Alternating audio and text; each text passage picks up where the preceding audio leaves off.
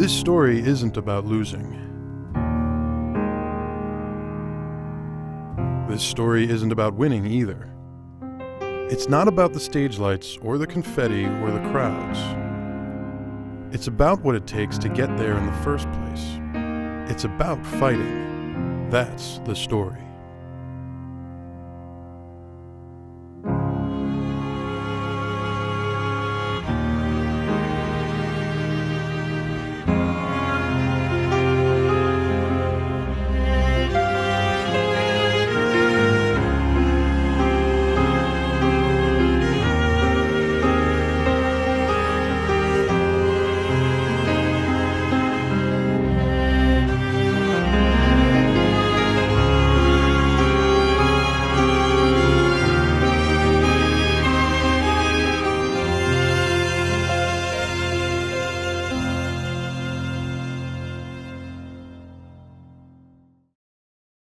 Katowice is a kind of patchwork in many ways. Modern architecture erupts amid buildings with much longer history.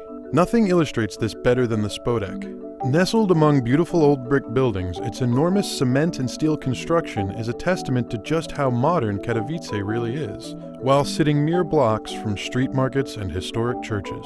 On the weekend our story takes place, the Spodek will play host to tens of thousands of fans and players from all over the world. They will fill this stadium, designed for traditional sports and concerts, in order to witness something far from traditional: the Intel Extreme Masters World Final. For League of Legends enthusiasts and League of Legends fans, IEM is a really big deal. This is an event that is held across the world. It's one of the first big leagues to pick up League of Legends.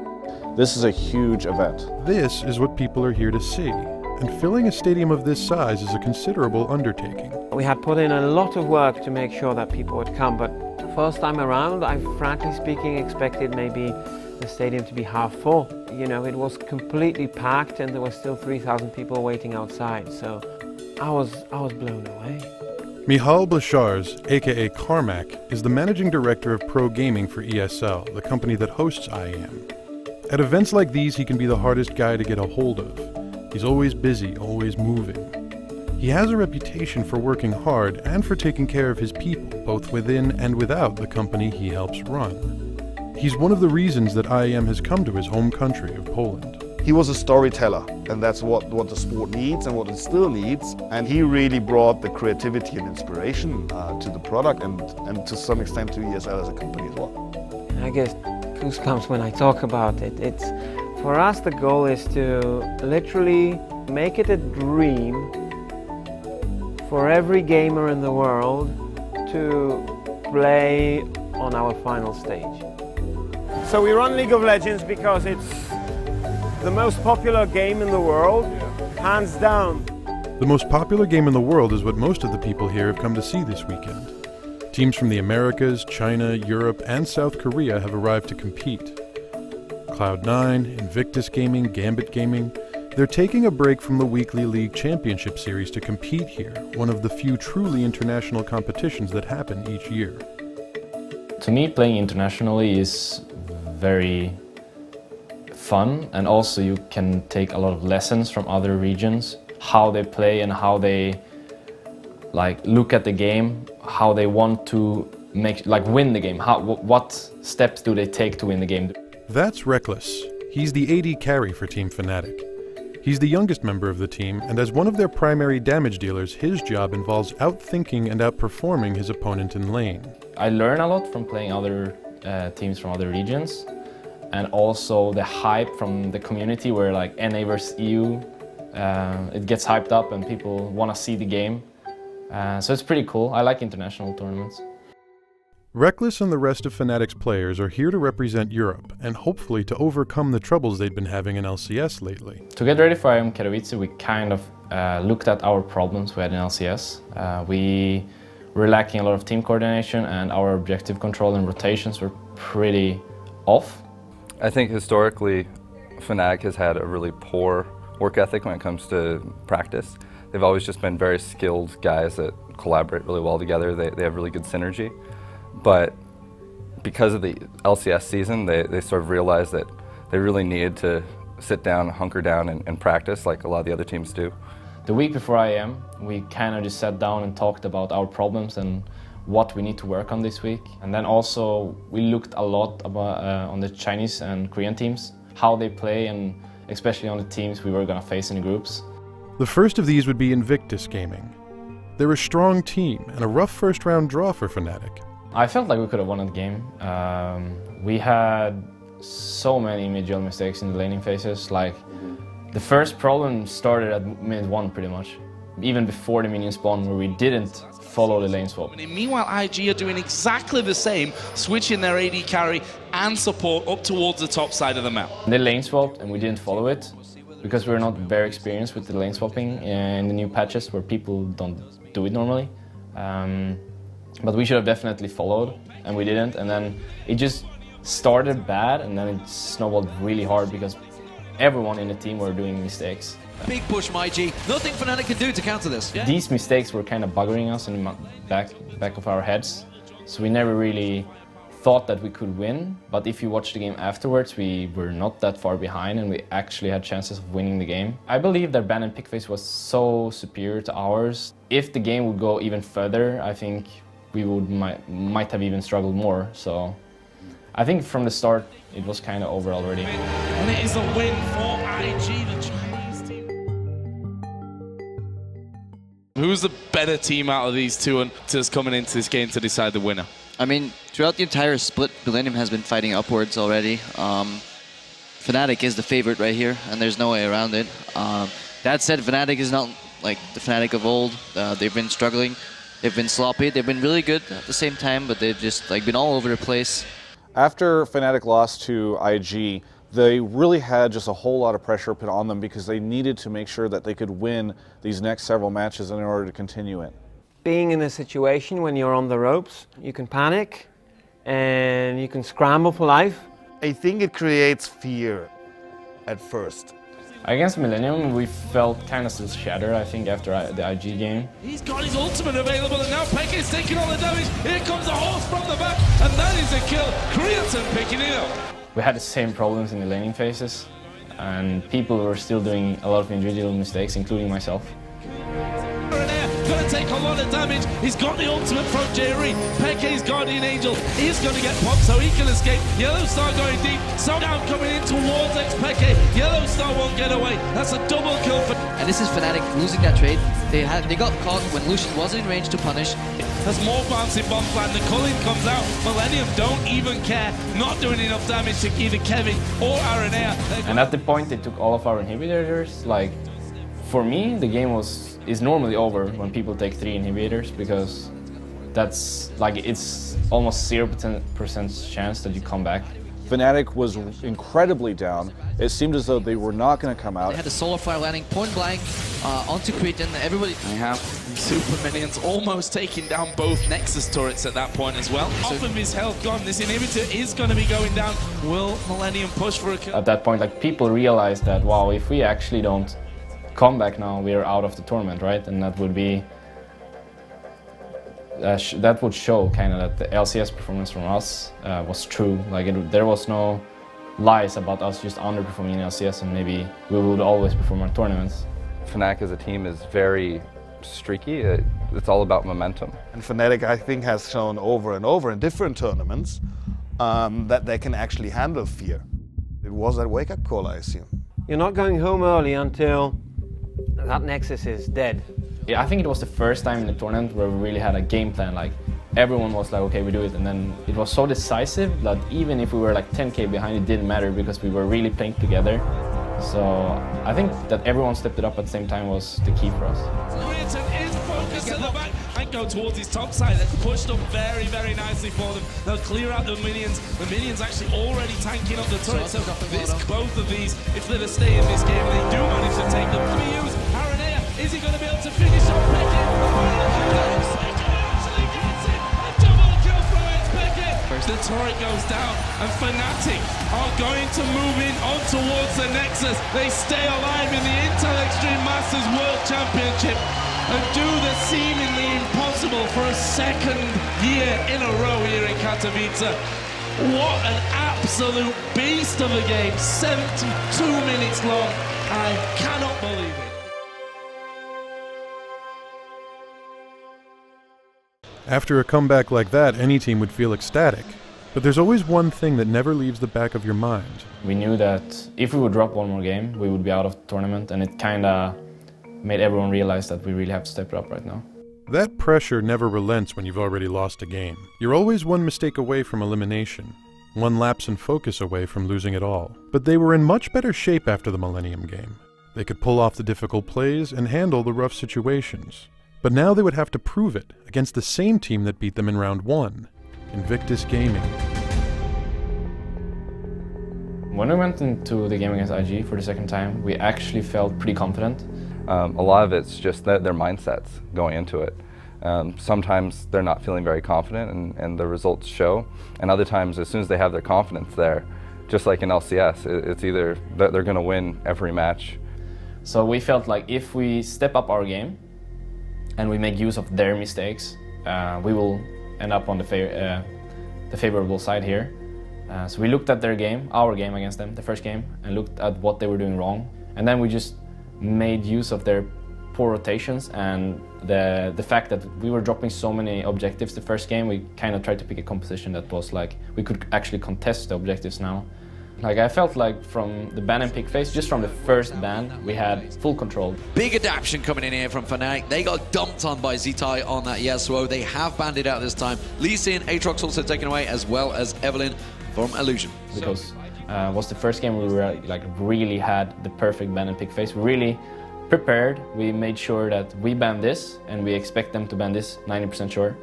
And then we just went like a schedule, right? We pick this, they pick this, we pick this, and we made sure we get like 2 really strong champions for 1 or 3 for 2, right? And I think from there we felt really confident.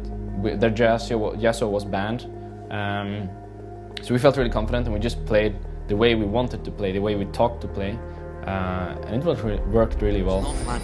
Fnatic is perfectly aware of where he can be, and Source going on to PDD. PDD caught out here a little bit, and well, he's going to get singled out, and that's going to be the ultimate bone off. It will stun him out eventually. Cocoon misses, but it doesn't matter. We do see Soaz getting caught in there. Kiddies has gone really deep on this one, and he's just going to get massacred in there. Illusion finally gets his ultimate off, gets that Sonya's hourglass off, but the damage is being done. The Barrow Cat is out, and it's the triple kill for Reckless. Fnatic are going to run down that mid lane. Absolutely perfect for Fnatic. If you're really prepared for an event, you see an opportunity, and with experience you'll be able to find it. Whether you take it or not, that already depends on your skill. Dragon start for IG, and I think they're going to take this one. IG will actually get a Dragon here, but Fnatic responding with the Baron. That is exactly what we were wondering IG might try and do, but that Baron is down to half hit points. IG not getting close enough. Talisman was already used a moment ago. They got no vision in this, and Fnatic take the Baron. So our decision making has always been good, and it's always been our strength. And I think at the point where we realized what mistakes they had and what we could do to kind of abuse them, our decision making kind of shined through, and we got like pretty much every objective in the game and played really slow. We just pretty much outplayed them. Will he throw it out? Will it land on anyone? That's the question. Spear does land on towards Reckless. Reckless taking low there. PDD just gets dropped and melted. Reckless that picks up a kill, gets himself a double. Illusion running away, has got the Zonyas, but that's all he's going to get, because Fnatic just mullock the IG team, and it's going to be Fnatic that can just run through the base and take victory. And that one finding from Yellowstar was all Fnatic needed to start the dive onto IG and win the game. So as tanking out the turrets, the Nexuses will fall, and it's Fnatic that go through to the semi-finals. Would you believe it? They're facing Cloud9 again.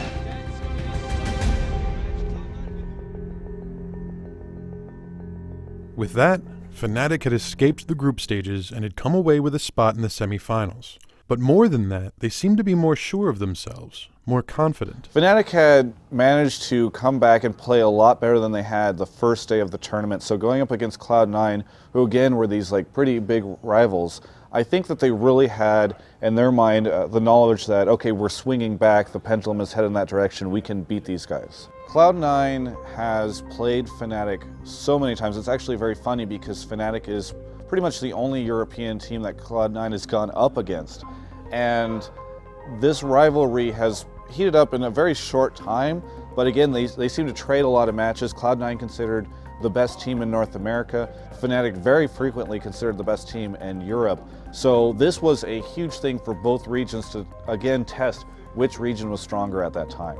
Going into the game, we weren't really scared of them. We just felt like the way Cloud9 plays is very straight up. Like, they don't do anything out of ordinary, right? But they're really good at what they're doing. So at the point where you make a single mistake, they will go for it, right? And we just kind of steamrolled from the IG performance we had the game before. I think the first game we kind of had everything sorted out. We knew that they would ban Lucian because I played it 3 games in the group and I had a pretty strong showing. And as we can see, Lucian, you called that one taken away from Reckless. Lulu removed as well as Caitlyn. First pick was the Sivir. So yeah, this could be a strategy to say like, okay, we ban on Caitlyn, which means there's Sivir on the left. Take the Sivir. We're forcing you to take the Sivir because we want Renekton and whatever was left, LeBlanc, for example, instead. That means Reckless probably has an answer because you know they're gonna probably take Sivir. Lucian's out. You're banning your own champion yourself, and then you basically force them. Sure, you get Sivir first pick, but you're giving up 2 more priority picks. So we decided, because Caitlyn is the biggest counter to Sivir, so we decided to ban Caitlyn last ban, and that means only Sivir is open, and they first picked it, which leaves me with pretty much nothing except of like unorthodox picks like Vayne, Draven, Estral, everything like that. Lucian and Caitlyn are already out. Like, what is left? I'm still wondering what Reckless is going to place. Is it going to be a Varus or... I said to my team that I can play Vayne here or I can play Estral. I will play Vayne if we can last pick it, because Vayne is so rare and it's so risky to pick that it only works like against a few champions in the game. That's where I was thinking Reckless may well go with that Vayne. It's available. The only real hard counter is the Annie, which has gone to Candy Panda. I think this is a really good pick. Completely forgot about Vayne existing even. And I think I was kind of lucky the first game because they really picked the defensive composition that Vayne works against.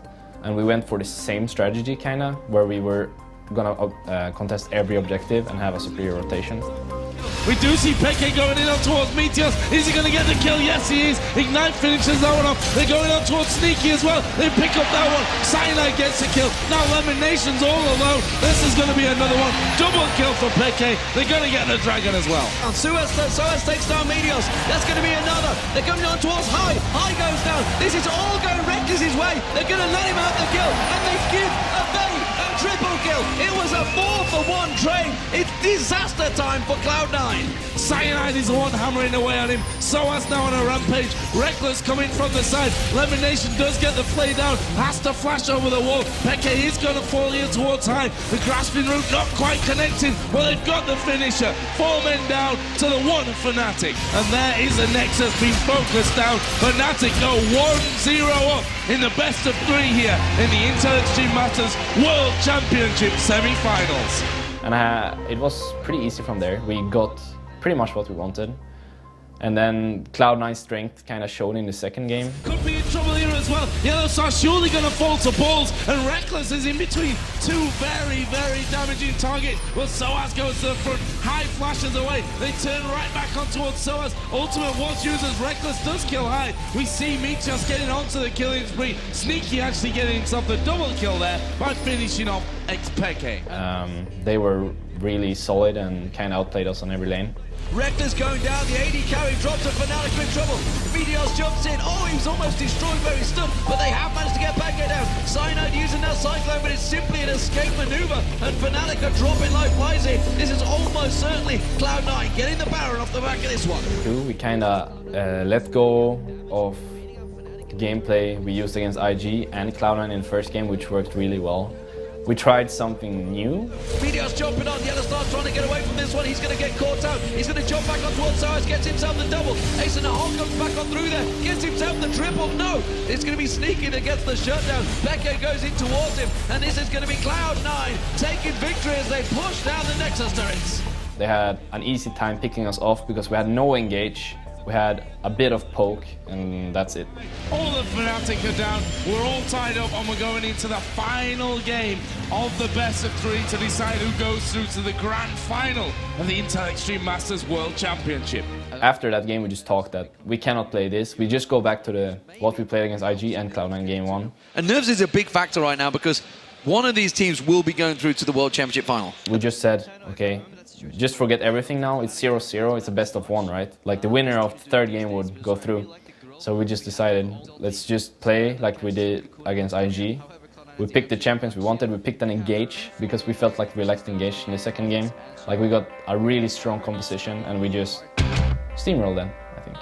Can they finish him off? There is the first one. Goes to Reckless.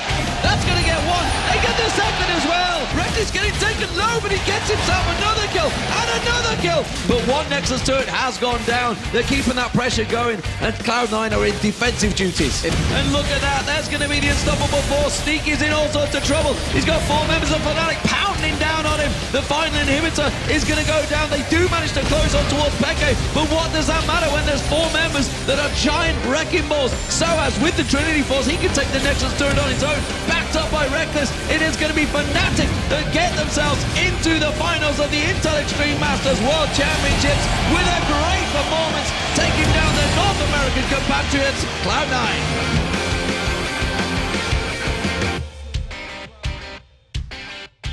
After a grueling day 1, Fnatic had fought through to the finals, always with the threat of immediate elimination. Their momentum was strong, and as day 2 drew to a close, there was only one question. Who would they face in the finals? When the dust cleared, the winner of the other group in the tournament and their opponent in the finals was KT Rolster Bullets. Despite KTB not being considered the best team in Korea at the time and a lot of people felt that they were in a slump, you can never count out a Korean team. These guys are incredibly vicious, will come in and just knock people out of the tournament. And so they were the real test for Fnatic. I just felt like we went into another match. It didn't feel like we were just playing a Korean team. It just felt like we were playing a really good team. We never thought like, okay, they're Korean, they're gonna be really good as a team, because we didn't know that before we actually played them. As I said, you feel stuff that you don't realize when you watch them. Here we go, ladies and gentlemen. We're about to get underway. Fnatic is the European representatives in this lineup, and I think it's safe to say probably home crowd favourites here in Poland are up against KT Rolster Bullets in the red side. Playing a close match against an opponent who's on your level to some extent and outsmarting him with whatever small differences that there is. And in all these games, you just said there is a really small difference. They barely won all of them. It just gives you a huge level of satisfaction and pumps up the adrenaline, which is great for the moment. But at the same time, it's exhausting. So even if you look further at the final, it seems like that unfortunately showed off that they, that it was an exhausting way to the finals for them. All over again, they are going to lock him up here, but you can see that the Bullets just ignore it, going straight in towards Peke. Matha is actually going to fall, but they do get the kill on towards Peke. Leopard still chasing in, that GA is going to bring him back up here as the turrets do take him down, but the rest of the team just ripping through the rest of Fnatic. Cyanide is going to go down. That's a triple kill. This is game number 1 of the Intel Extreme Masters World Championship Grand Finals, going over to the KT Rolster Bullets. After the first game, we had mixed feelings, I think, because some of us felt like we could have won that game, and some of us felt like their composition was just better. So it ended up with us going into game 2 and trying to kind of steal their composition. We really wanted to get Sivir, and I think that thoughts or that preparation for the second game kind of backfired pretty hard, because we really forgot what to see, and we just blind or tunnel visioned on getting the composition they had. We tried to get Sivir as soon as possible, and that ended up with us pretty much losing the lanes, and the game was pretty short because we just lost the lanes and lost every objective because we didn't think twice about what we were actually picking. We needed to focus more on what we wanted to play and how we wanted to play, and I think that's what we prepared before going to IEM. So I think it got us where we got. It got us to the finals. But at the same time, KTB gave us no mercy in the finals. Like, they didn't do a single mistake pretty much individually, and they played really well as a team. And then going into game 3, we just felt demotivated, and I think we lost straight up from the picks and bans. It's true. They lose. If you were hoping for the heroic comeback, it doesn't happen. But remember, this isn't about winning or losing. Listen. I felt like what we could take as the biggest part was the way we played the game. Pretty much the games we won in this tournament, against the second game against IG, 2 of the games against Cloud9. These 3 games we played pretty much the same as I said before. We want to see what we did in these games and we want to use this in our favor. It's a strange thing, fan support. You sit down in front of your monitor, the world ceases to exist except for the 24 inches in front of you. But somehow in the back of your head you still hear it, you still feel it. It's like something that gives you this extra energy. It was really the fans that brought them back home and got them to hunker down and practice, because week after week, as they were struggling, the fans were always showing up, they were always cheering them on. We would always have encouraging words, so I think that really pulled them through. Then I realized, like, if we want to, we can get to that. Because if we just put in the practice, put in the motivation, and we put in the time to become really good as a team, I feel like we can contest with the Koreans. So I'm really happy where we are right now. Our training is improving as well, because I think the motivation is kind of rising among the players. So I'm really looking forward to actually playing a tournament format again, like the playoffs. These guys went on to finish first in the LCS following that, headed off to All-Stars in Paris after that as well. So really, it seems as though the experience that they gained from IEM Katowice was something that they were able to bring back to their region and really allow them to go back to being the very dominant team that we've seen from them in the past splits as well. That's part of that magic that we want to create, you know, in building that moment for the player where he can really deliver and go actually beyond himself. So I think it was more happiness that we got where we got. Personally, I was really proud of being part of the team again, because I felt like we finally proved that we deserve to be where we are. And I was happy for KT Bullets, because I really felt like they deserved it. They didn't drop a single game on the way to the finals, and neither in the finals. And I also felt proud for having that support in IEM. There was so much people, and people chanting Fnatic. It was a new feeling, pretty much. I've never actually got goosebumps from being at an event, but I guess IEM truly proved to be one of the best events out there. And that's the story.